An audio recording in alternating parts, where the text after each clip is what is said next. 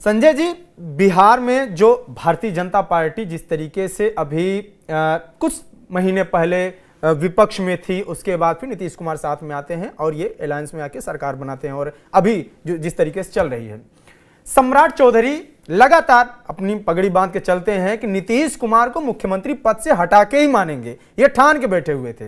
वो सम्राट चौधरी अब कह रहे हैं कि नीतीश कुमार हमारे नेता हैं और वही मुख्यमंत्री बनेंगे, उम्मीदवार होंगे। लेकिन सम्राट चौधरी को देखें, विजय कुमार सिन्हा को देखें या बीजेपी के दूसरे नेताओं को देखें, तो प्रशांत किशोर जिस तरीके से आंदोलन कर रहे हैं, प्रशांत किशोर नीतीश कुमार पे व्यक्तिगत आक्रामक हैं। प्रशांत किशोर यहां तक कह दे रहे हैं कि नीतीश कुमार का दिमाग सही नहीं है, आरटीआई डालेंगे, उनका इलाज की डिमांड करेंगे, या एक ऐसा नेता जिसका दिमाग सही नहीं वो कैसे बिहार चला रहा है, इस तरीके का प्रशांत किशोर बोल रहे हैं। इसके अलावा चिराग पासवान भी आक्रामक नहीं दिख रहे हैं। क्या कहीं ऐसे कुछ समीकरण तो नहीं बन रहे हैं कि नीतीश कुमार को उनकी पार्टी भी और उनके साथ जो अलायंस में है बीजेपी, ये सब चाहते हैं कि नीतीश कुमार और कमजोर पड़े, जिसका फायदा विधानसभा चुनाव के बाद लिया जाए मुख्यमंत्री चेहरा के तौर पे, या अगला मुख्यमंत्री यदि ये पार्टी में सत्ता में आते हैं तो महाराष्ट्र जैसे या जो भी चीजें हो कि नीतीश कुमार हावी न हो?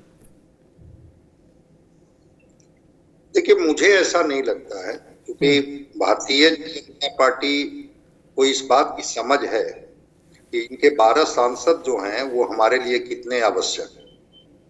अब खबर तो आ रही है कि 12 सांसद भी बीजेपी के करीब है। 12 वही चीज कहना चाह रहा हूँ जी, 12 सांसद जो हैं उन पर किसी न किसी रूप में बीजेपी ने अपना प्रभाव डाला है। तो अगर जब इनके सांसद ही प्रभावित हो, अभी संजय झा के यहाँ तो अमित शाह जी चूड़ा दही खा रहे थे, तो ये तो चीजें रिफ्लेक्ट होती हैं।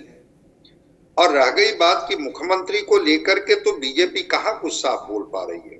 कितना भी जेडीयू अपना स्टैंड ले रही है कि अगर बिहार की बात होगी तो केवल नीतीश कुमार की बात होगी, लेकिन जब भाजपा से सवाल पूछा गया कि क्या 2025 के मुख्यमंत्री भी नीतीश कुमार होंगे, तो वहां पर अमित शाह जी ने कह दिया कि पार्लियामेंट्री बोर्ड तय करेंगे। बाकी लोग भी कहते हैं कि अभी तो मुख्यमंत्री नीतीश कुमार ही है, इन्हीं के नेतृत्व में चुनाव लड़ेंगे। तो राजनीति में सीटों का गणित बहुत मायने रखता है। जीतन मांझी की बात मैं बता देता हूं। पिछली बार 125 सीटें टोटल एनडीए के खेमे में था, 110 सीट इंडिया गठबंधन के खेमे में था। उस समय जीतन राम मांझी को मुख्यमंत्री तक का ऑफर दे दिया गया था, डिप्टी सीएम का ऑफर इनके बेटे को भी दिया गया था कि आप गठबंधन बदल लीजिए, आप मेरे गठबंधन में आ जाइए। 125 की जगह पर जैसे ही जीतन राम मांझी इस खेमे में आते, उनकी संख्या 121 हो जाती और इनकी संख्या 114 हो जाती। गणित तो बिगड़ ही जाता था, लेकिन जीतन राम मांझी ने एनडीए के साथ मजबूती के साथ वो खड़े रहे। तो अभी अपनी अपनी दावेदारी है। जीतन राम मांझी का है कि भाई हम तो 4 सीट जीते थे, चिराग तो एक भी सीट नहीं जीते थे। बीजेपी जो बात आप कर रहे हैं, तो बीजेपी 1 सीट जीते थे चिराग, वो भी जेडीयू में शामिल हो गए थे, राजकुमार सिंह मटिहानी से जीते थे। तो उसको लेकर के कि विधानसभा में तो चिराग पासवान कुछ कर नहीं पाते हैं, और चिराग पासवान तभी कर पाते हैं जब भारतीय जनता पार्टी उनके साथ होती है। तो अगर भारतीय जनता पार्टी मेरे साथ भी होगी तो हम तो विधानसभा में बेहतर परफॉर्म करके दिखाएंगे, या लोकसभा में जो सीटें हमें दी जाती है, अगर हम वो सीट जीत जाते हैं तो स्ट्राइक रेट तो जोड़िएगा तो हमारा भी स्ट्राइक रेट 100% है। अब एक ही सीट दी है, 1 सीट हम जीत गए, वो 5 सीट दिए, वो 5 सीट जीते। अगर हमें भी 5 सीट देते और हम हार जाते तो एक बात होती। तो जीतन राम मांझी ने एक दबाव बनाना शुरू किया है। चिराग पासवान मानेंगे नहीं, इनको बिहार का मुख्यमंत्री बनना है। ये विधानसभा का चुनाव कोई क्रांति करने नहीं लड़ा रहे हैं, ना ये बिहार को बदलने आ रहे हैं, ये आ रहे हैं बिहार में मुख्यमंत्री बनने। अब वो गठबंधन का स्वरूप कांग्रेस के साथ होगा, प्रशांत किशोर जी के साथ होगा, किसी के साथ होगा, कोई और। चूंकि एक तो तेजस्वी युवा नेता है, वहां तो वैकेंसी है नहीं। लालू प्रसाद जी तो कल ही अपना मुरेठा बांध करके कहे कि नहीं बेटा को मुख्यमंत्री बना देना है, हम बिहार घूमेंगे और घूम करके पुत्र को मुख्यमंत्री हमको बना देना। उनकी अंतिम इच्छा यही है कि किसी भी कीमत पर 25 में तेजस्वी जी बिहार के मुख्यमंत्री। तो वहां तो चिराग पासवान की कोई दाल गलेगी नहीं। कि भाई कहेंगे कि चलिए इस बार आपको मुख्यमंत्री बना देते हैं, अगली बार तेजस्वी के बारे में सोचेंगे। संभावना जो है वो यही है। तो यहाँ संभावना है तो बीजेपी क्या 100 सीटों से कम पर लड़ेगी? क्या नीतीश कुमार जी ठीक है, कल परिणाम आने के बाद बीजेपी इनको मुख्यमंत्री बनाएगी नहीं बनाएगी, महाराष्ट्र मॉडल होगा, कौन मॉडल होगा, छोड़ दीजिए। लेकिन मुझे नहीं लगता है एक सीट भी अधिक हो, लेकिन वो भाजपा से एक सीट अधिक लेंगे तभी वो नीतीश कुमार गठबंधन करेंगे। तो अगर 100 सीट पर भी दोनों लड़ते हैं तो 43 सीट में ही तो बंटवारा होना है। और वैसे में चिराग पासवान का मुख्यमंत्री बनने की बात मुझे बहुत समझ में नहीं आती है कि कैसे बनेंगे। तो ये अपना कुछ दिमाग लगाएंगे, कुछ इधर कुछ उधर करने की कोशिश कर रहे हैं, संभावना तलाश रहे हैं। इसलिए बिहार की राजनीति बड़ी उलझी हुई है। जेडीयू को है कि हम इतना कंफर्टेबल सीट लें कि ताकि हमें कल मुख्यमंत्री बनने में कोई कठिनाई ना हो।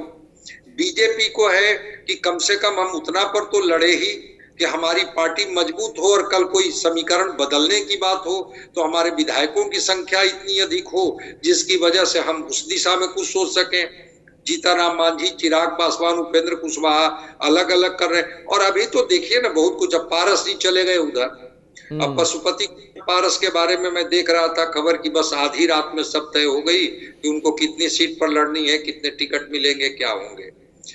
मुकेश सहनी, क्या इनको डिप्टी सीएम उनको इंडिया गठबंधन बना रही है या मुकेश सहनी भी घूम फिर करके इस खेमे में आ सकते हैं?